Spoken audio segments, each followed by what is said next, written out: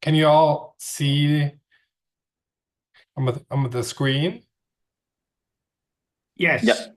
Okay, yes. sounds great. Okay, sounds good. Whoops. Yeah, so like the project that I would love to talk to you about today is what we call the Strengthening Democracy Challenge. This is a mass collaboration project, so like joint work with like a lot of other great researchers, and we combined forces in order to test many different treatments to reduce Americans' anti-democratic attitudes and partisan animosity. Like this s- project started like a few years ago, in the middle of my PhD at Stanford, when we came together and like reflected on the tragic situation that the US is currently in, which is like very high levels of at least effective polarization, while at the same time Americans like themselves being concerned about political divisions in their country. Like now, like what is meant by political divisions can vary a lot, as I'm sure you all know. Like I think that there are like two like major like types that I am going to speak to in this presentation here. Like one is sort of like more relational form of division, like the concern that Democrats and Republicans can no longer really talk to one another, that like relationships are under threat. Um, there's been really interesting research that suggests that in um, zip codes with more diverse political opinions, um, conversations at the Thanksgiving table are approximately 50 minutes shorter, presumably because people with different political affiliations struggle to keep the conversation going without it becoming arguments. And last year, polls suggest that 23% of Americans consider skipping Thanksgiving dinners altogether due to political frictions in their family. So like when we have tried to like conceptualize this in the space of political psychology, with the term that people have come up with, or one term that people have come up with to describe this as partisan animosity, which I define here as the tendency of people identifying as um, Republicans or Democrats to view opposing partisans negatively. And the most common measure for this is a feeling thermometer, where like the colder one feels towards supporters of the other side, the stronger partisan animosity is. And there was like very uh yeah, there's been data on this measure of a partisan animosity for quite some time, according to the NES. Um, feelings towards opposing partisans have become much colder over time, whereas the flip side of a partisan animosity, so partisan homophily, feelings towards supporters of one's own preferred party, has remained relatively steady over time. And this increased gap between partisan animosity and partisan homophily has been described as effective polarization. Yeah. However, there's also a different take on um, political divisions, like one that is more systemic and regards to concerns about the system of how Democrats and Republicans are trying to live together. So, like obviously with January 6th, this culminated in the attack um, on the U.S. capital. And one way to conceptualize this into a more psychological construct is like support for undemocratic candidates. So the extent to which partisans support in-party politicians, despite these politicians engaging in undemocratic practices, such as like not respecting core democratic principles, such as electoral fairness, such as um, civil liberties or separation of powers. And yeah, obviously, like this is a a very timely topic after Donald Trump won the last election, and like since then, news have been like dominated by concerns um, about violations of these very principles. So the two research questions that I want to focus on in this talk is what are the most efficacious strategies for reducing Americans' partisan animosity, and what are the most efficacious strategies for reducing American support for undemocratic candidates? And what I'm also interested in is to what extent there is an overlap between the most efficacious strategies for these two different uh, constructs. So here, like I and my many collaborators came together and organized the Strengthening Democracy Challenge. The Strengthening Democracy Challenge basically combines two like new methodological approaches. One is open call crowdsourcing, so like trying to solicit as many ideas as possible for a clearly specified goal here to reduce partisan animosity and anti-democratic attitudes. And a mega study, which is a massive experiment in which many different treatments are tested at the same time in a way that allows apple to apple comparison. So using the same sampling population, using the same control condition, and using the same outcomes. Okay, I'm seeing that there are questions in the chat. Right. You can Yeah. ignore those. You can ignore them till later, Jan. They're primarily from my own memory that I put them in there. But Okay. Okay. Sounds up great. to Yeah. you. Right. But to like briefly respond to this, like this is exactly the kind of question that we were hoping to answer with this project as well. Like trying to see, and the way that we were trying to approach this is like to see like if you reduce animosity, are you also reducing anti-democratic attitudes? That's kind of our angle to it. Like this wars, like if you look at a lot of the papers on reducing affective polarization, there were like a lot of those when we started the project. And in the discussion section, there were oftentimes claims like that suggest that if you reduce partisan animosity, one positive downstream effect would be that you would also reduce anti-democratic attitudes. Okay. So let me tell you a bit more about this first step of open call crowdsourcing. So we ask researchers from around the world, like as well as practitioners, and like pretty much anyone who had seen our call could submit a treatment. So any kind of experimental manipulation that was designed to reduce partisan animosity or anti-democratic attitudes, as long as it fulfilled a few requirements. So one is that it had to be employable online because we were planning on conducting an online survey experiment. It had to be relatively short, so it could be no longer than 8 minutes.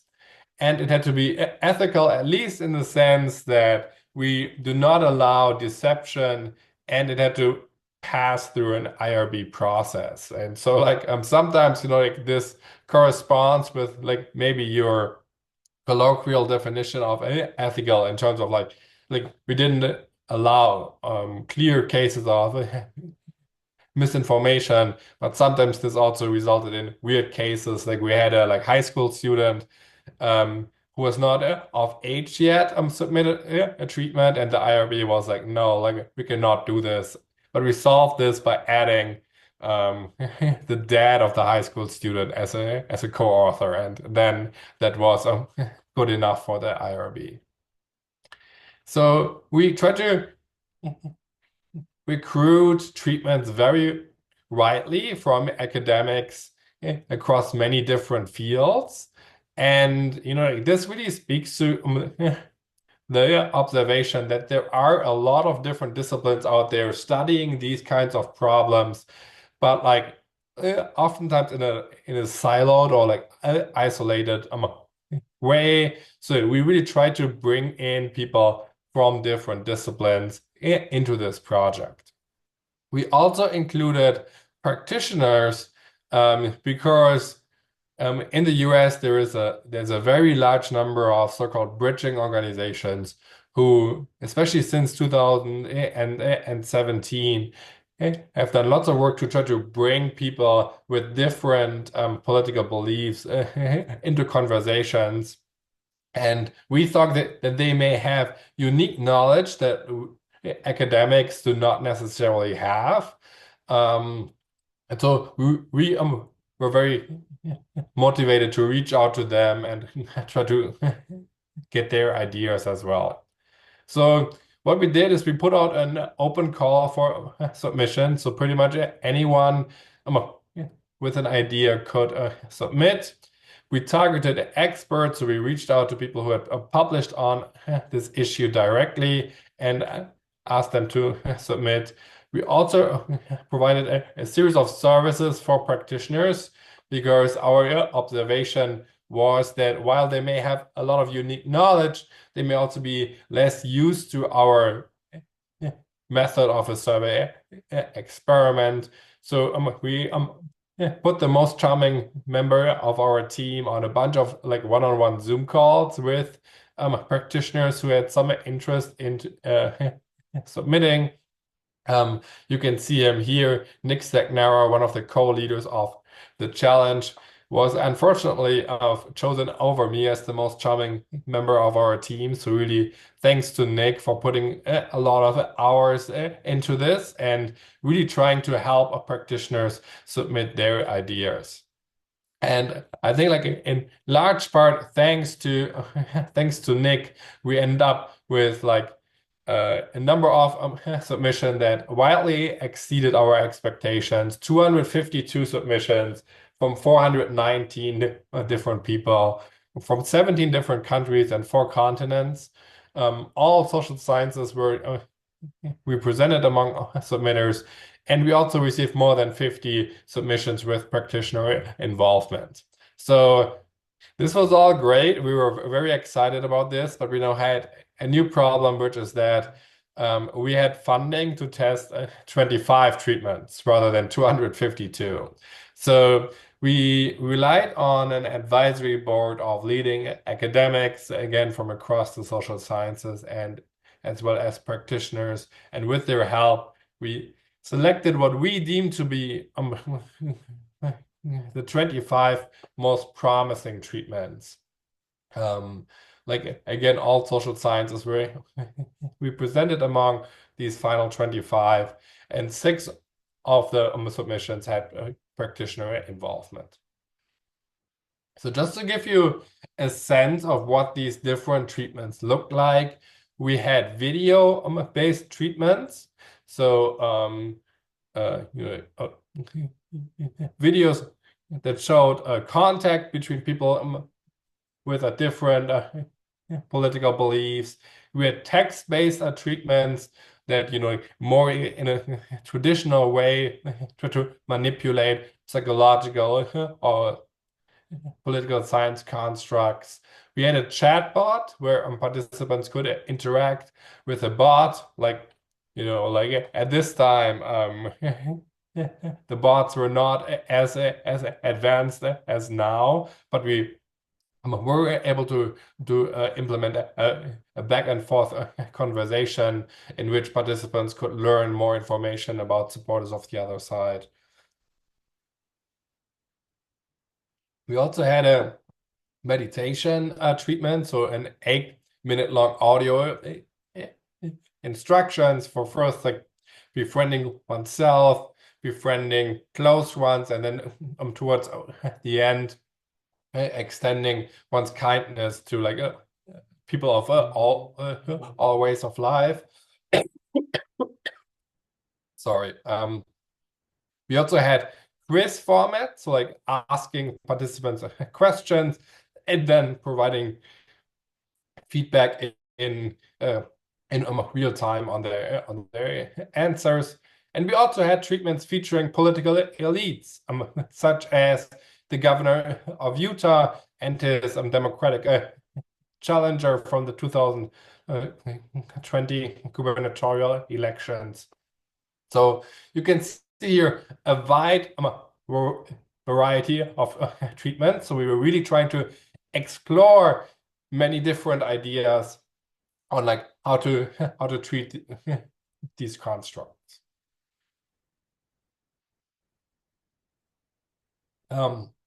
Okay, so that was the crowdsourcing aspect of the project. That's how we ended up with the treatments that we wanted to test. And then the mega study was designed to test these 25 treatments in a way that allowed apples to apples comparisons.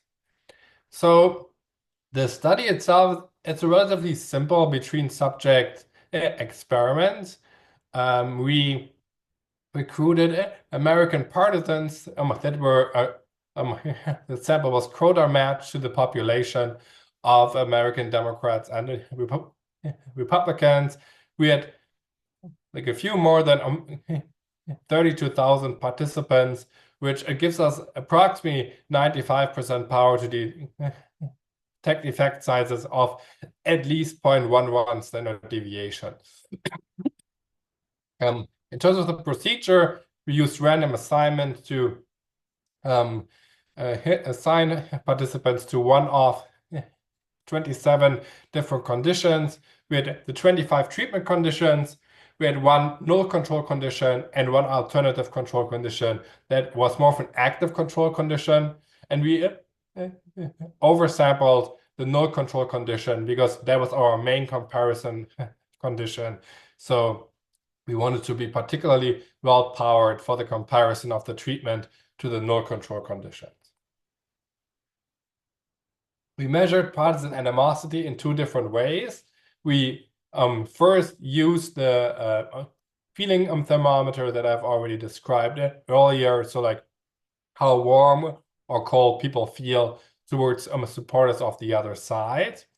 And then we also collected information from a dictator game. So we randomly, we paired our participants with an anonymous supporter of the other side, gave all participants 50 cents, and they could decide how to distribute these 50 cents between themselves and this supporter of the other side who had to accept the distribution. And these were actually incentivized choices. So we actually paid those amounts of monies to participants. And following our pre-registration, we combined these two measures of partisan animosity into a composite. Like the zero order correlation between these two measures like was positive, but it wasn't too high. But when we look at effect size correlations, we find that treatments like treatment effects on the feeling thermometer and the dictator game giving were very highly correlated with each other. We measured support for undemocratic candidates with 4 hypothetical choices in which participants were asked to indicate the likelihood to vote in a race between a Democratic candidate and a Republican candidate. And then based on participants' own political affiliation, they learned that their the candidate from their own party engaged in an undemocratic practice. So, for example, if the participant was a Republican, they learned that the Republican candidate said that Republicans should not accept the results of elections.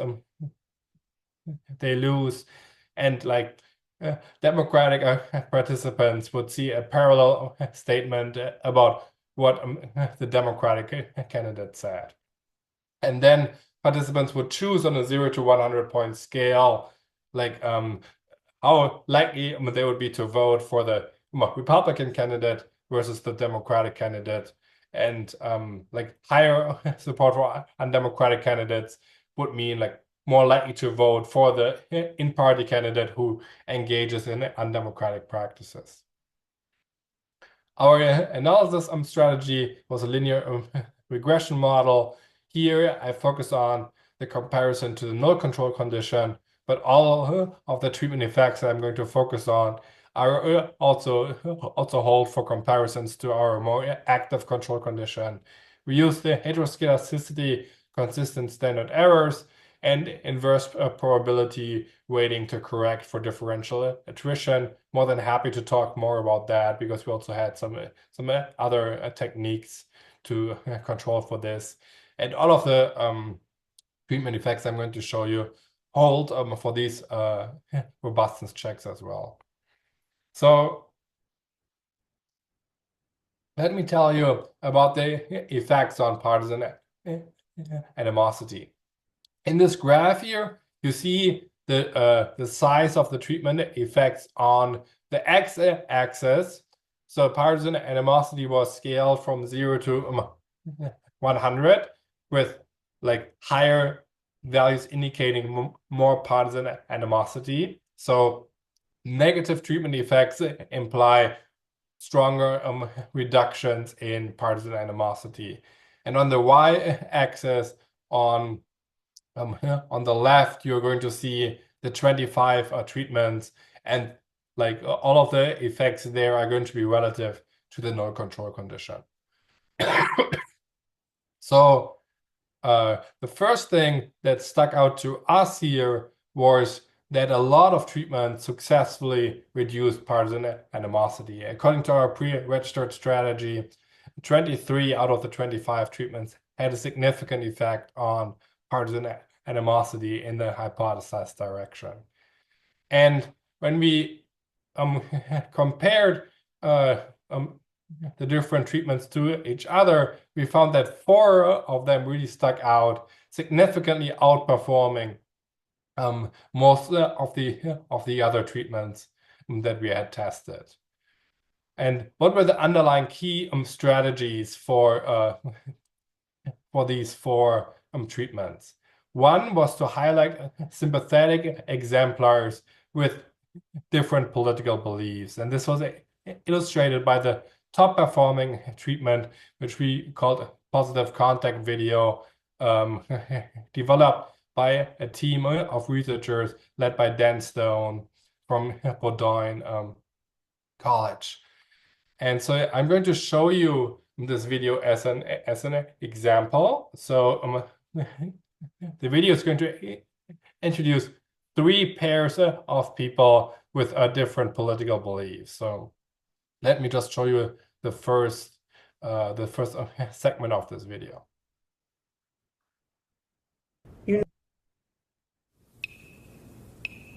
I would describe my political views as the new right. I say that I'm left.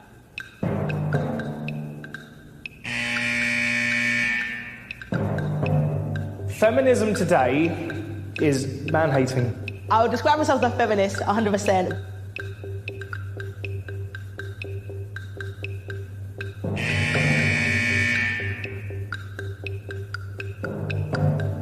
I don't believe that climate change exists.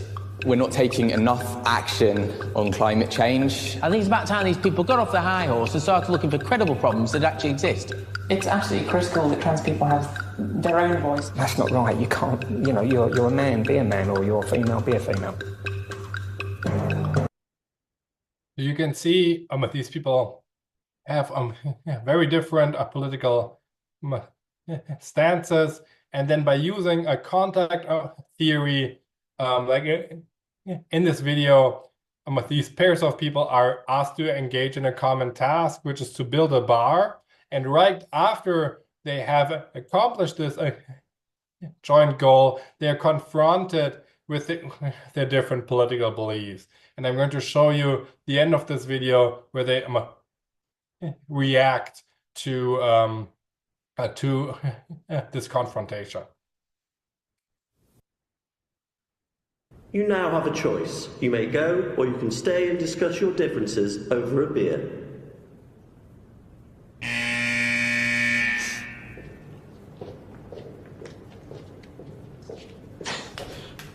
I'm only joking. You happy for a second then? Well, I'm having a drink. I'm having a drink. Yeah. I want to discuss. Beer. Yeah, beer and discuss. Cheers. At the end of the day, mate, About I've reaching enjoyed out to working people, with you. yeah. And, you know, even if you wanted to convince people about your point, the productive thing to do would be to sit down and have a Just beer. engage. I've been brought up in a way where everything's black and white, but life isn't black and white. Yeah, I'm just me. Yeah. Smash the patriarchy. I'll give you my mobile number, you give me yours, and we'll keep in touch. I'd have to tell my girlfriend that I'll be texting another girl. So I'll have to get round there. I'll have to tell my girl that she'll have to lump it. I don't know how well versed you are with slogans of different companies, but maybe you have guessed that this was actually an ad produced by the beer company Heineken. So we cut out the very final part where the logo would be shown. But yeah, that video had a very large effect in our study here. The other key strategy was to emphasize common cross-partisan identities, and this was illustrated by one treatment that argued that in many different ways, Republicans and Democrats are still united by their common national identity. So those are the effects on partisan animosity, where we saw a lot of effects from a bunch of different treatments, which kind of makes sense, in that the field had already studied effects on partisan animosity a lot in the last few years. So now we're turning our attention to a construct that has seen much less attention in experimental work, at least. And I'll show you the effects on support for undemocratic candidates. So here, again, effects are on the x-axis. Support for undemocratic candidates is also scaled from 0 to 100. Negative effects mean reductions in support for undemocratic candidates. And on the y-axis, you will once again see the 25 different treatments. So here, the first thing that pops out is fewer significant treatment effects. We find a total of 6 significant treatment effects here, and 2 effects that really stand out, significantly outperforming most of the other treatments. And the strategies underlying these 2 treatments is, one, highlighting the threat of democratic collapse. So this treatment is doing 2 different things. One is showing that when democracies collapse, the consequences are really, really bad. And 2, that it is feasible that US democracy can collapse as well. And I'm going to show you a little segment of the video from this treatment that illustrates this point. There, I will only show you the last example of the bad consequences of democracies collapsing. Before that, the treatment has already shown footage from a bunch of different countries. And then towards the end, it's making the case that it could happen in the US as well.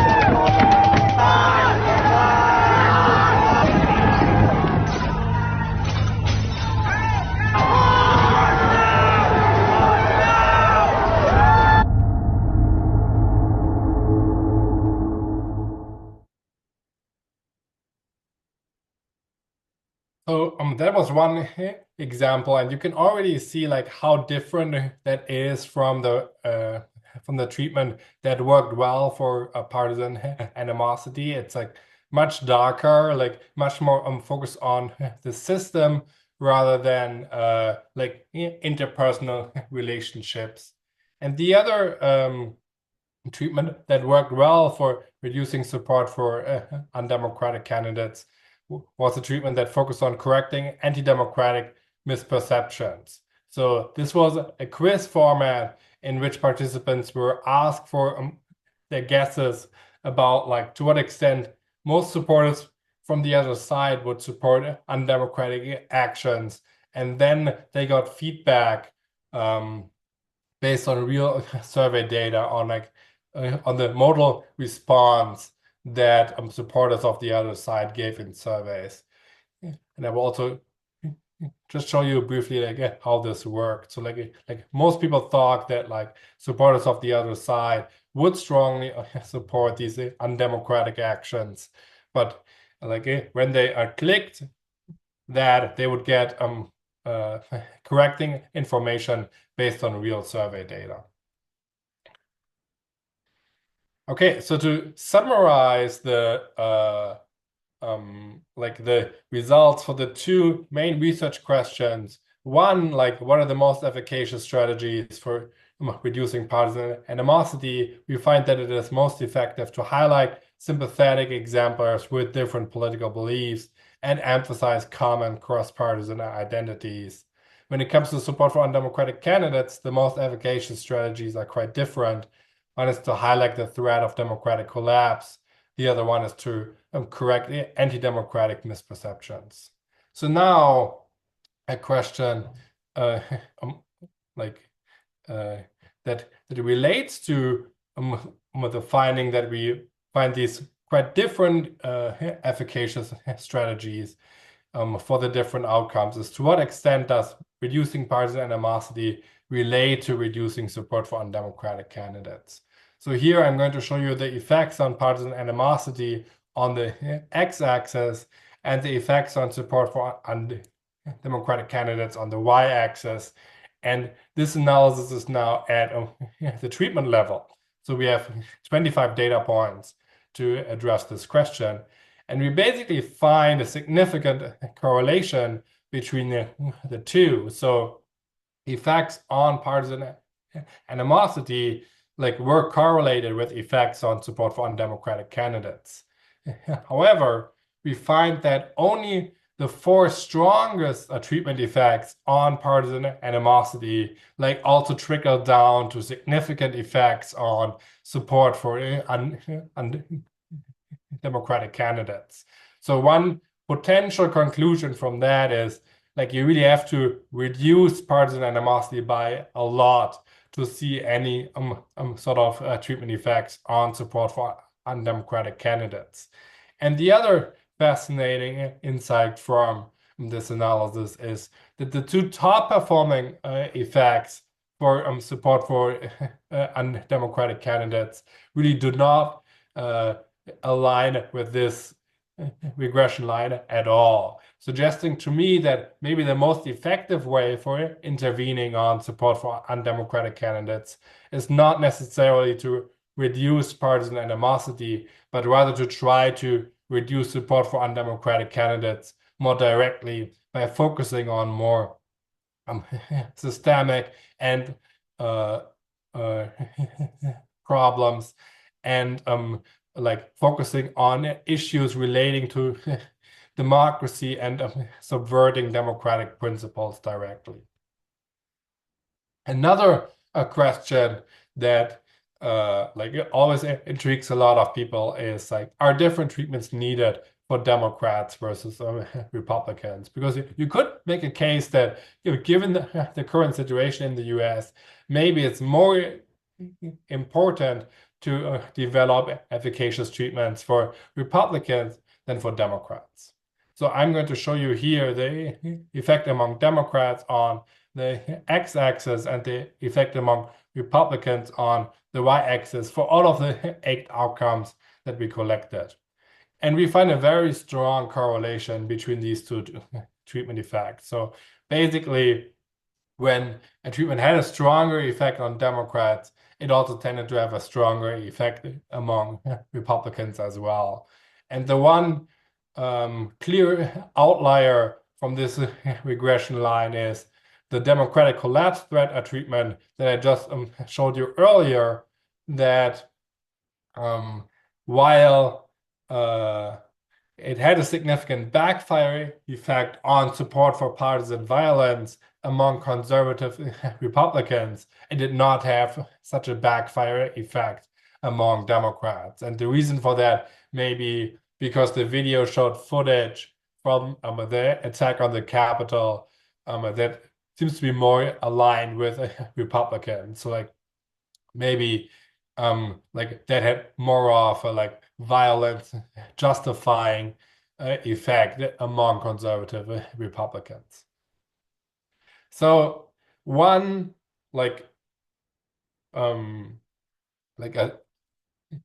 sometimes people see this presentation and get the sense that I'm arguing that these one-shot treatments can fix US democracy, and I want to be very clear that I do not want to argue that at all. Like rather, like I think that we learned something interesting about the factors that shape public opinion in the US on issues relating to polarization and democracy. But one interesting additional analysis that we can do is to test the durability of the treatment effects. Because like if we wanted to argue that there are sustainable effects of one-shot treatments, an important requirement for that would be that the effects are durable over time.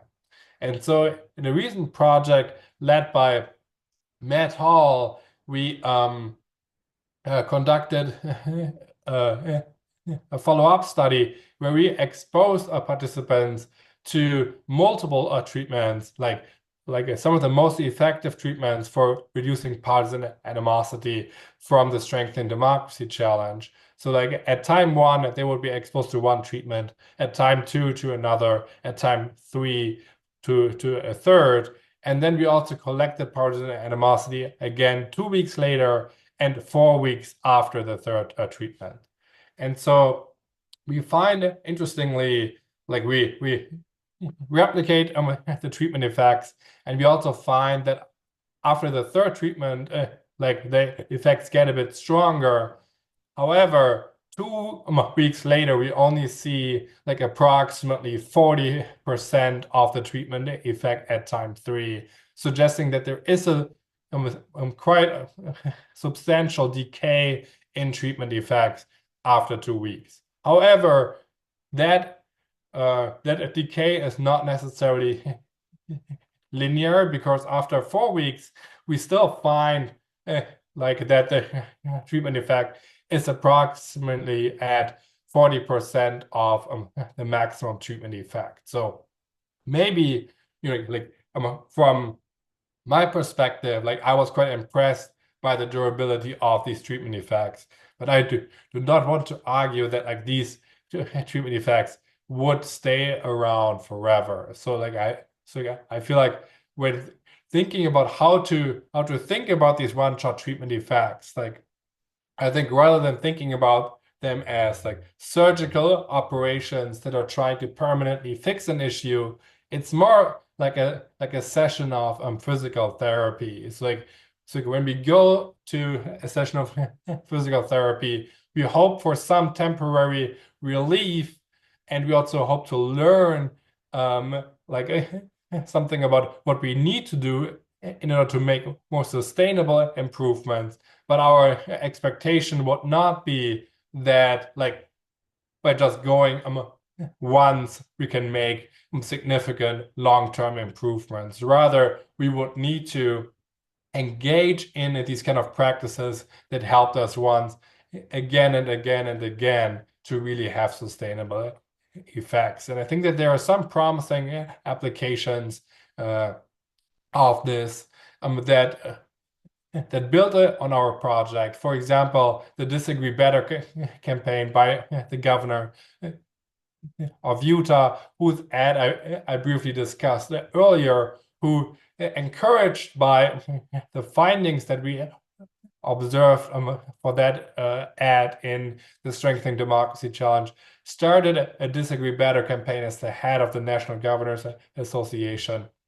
And like recorded a bunch of more ads with Democratic governors, and there's been some work led by a guy Weiss. I'm suggesting that these ads actually have effects on polarizing behaviors in the US. And there's another mega study underway, the so-called pro-social ranking challenge, that is trying to develop better social media algorithms that can potentially learn from some of the treatment effects that we observed here. And I'm trying to implement this in a social media setting where people are exposed to content over and over again. Could be a promising way to get to more sustainable treatment effects. So we're still executing on the full path of the Strengthening Democracy Challenge towards generating real-world impact.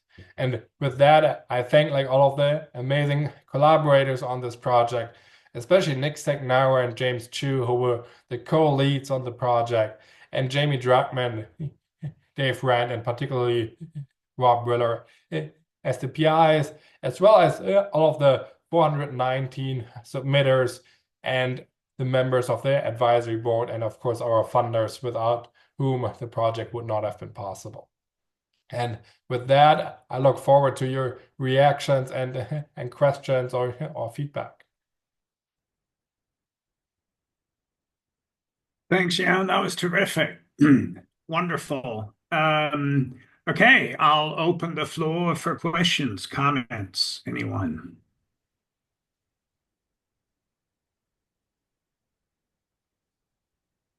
I can't see any hands up. Just speak out if you want to.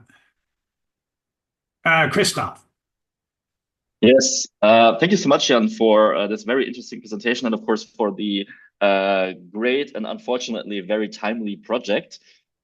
You already mentioned some of the applications, and I'm wondering if we would be, let's say, forced to implement this at a large scale. How could something like this look like? So what are for example, organizational contexts or some everyday contexts in which we could implement some of these measures to reduce anti-democratic attitudes?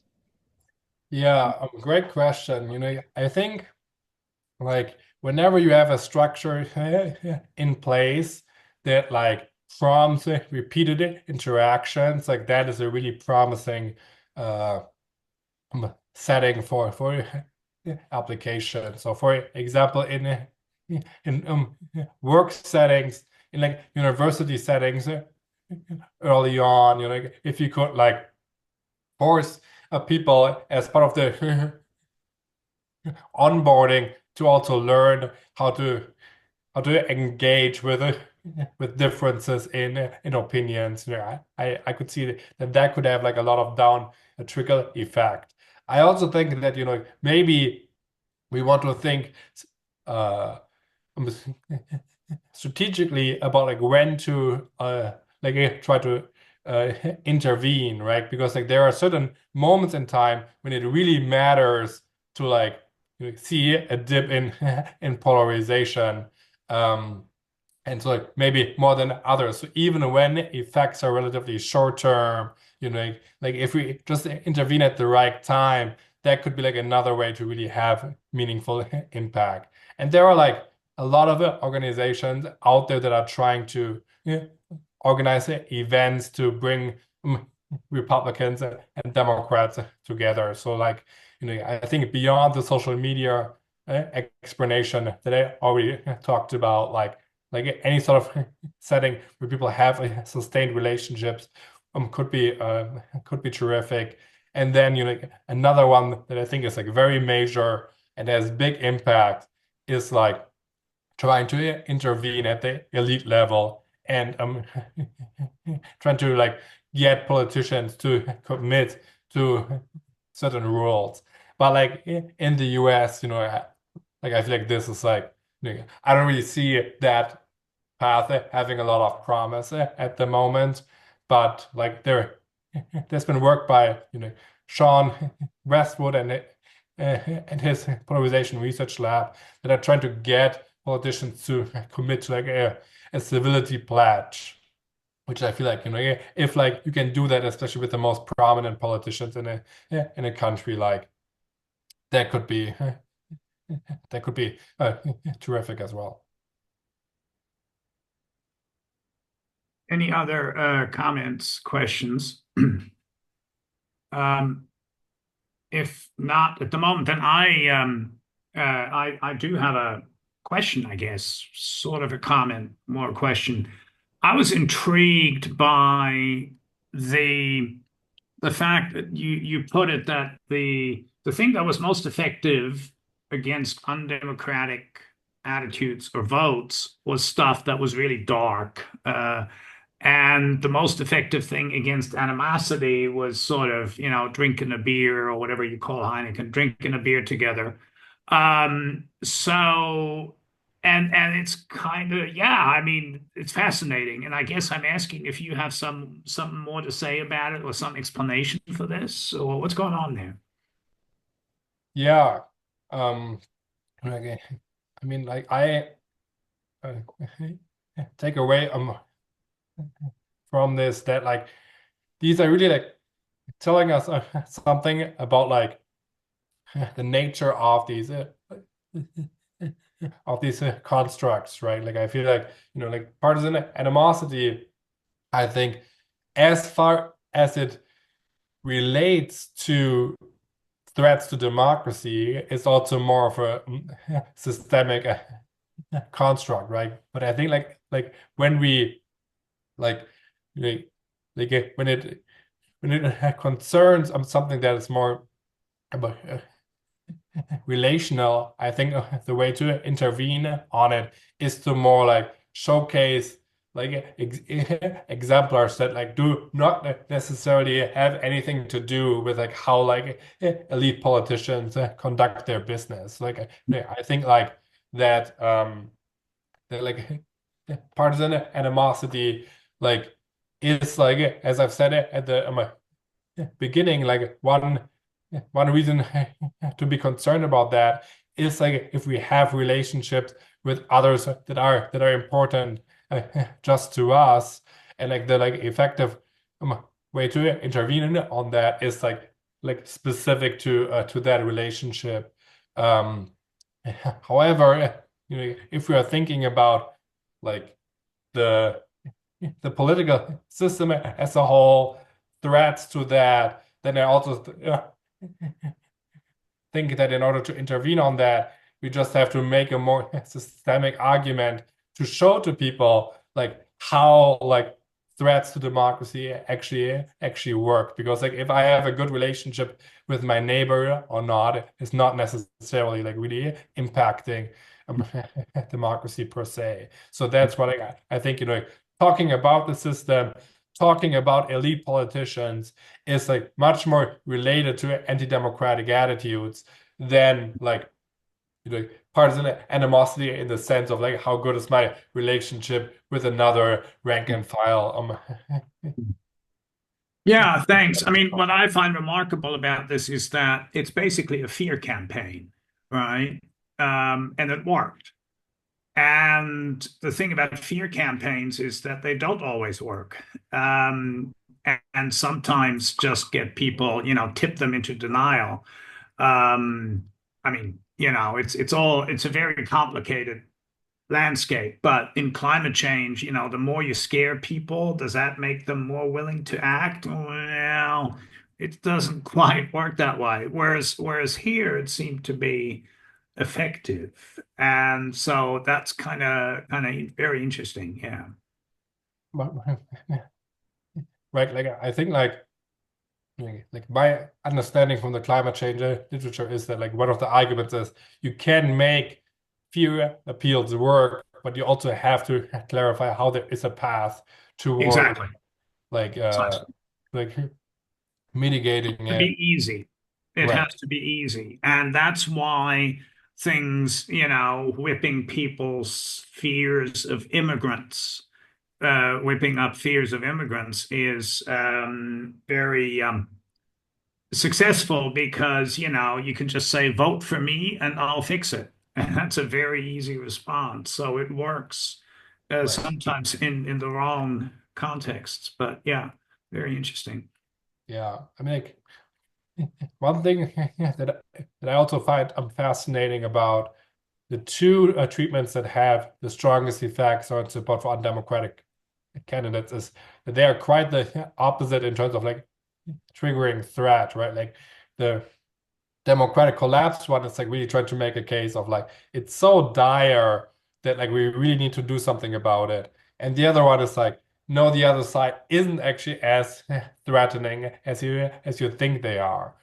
So I think there needs to be like a lot of follow-up work to be done to like disentangle the complex effects of like a perceived threat on anti-democratic attitudes. Yeah, thanks. I was mainly thinking about the first one, the threatening one. Yeah. Yeah. Right. Okay. Thank you. Any other comments or questions from anyone? No, doesn't seem that way. Okay, well, that's fantastic. In that case, we're not going to run out of time. I have another meeting to go to, so that's not too bad. I have to actually go upstairs and leave my office. It's one of these strange things. It's called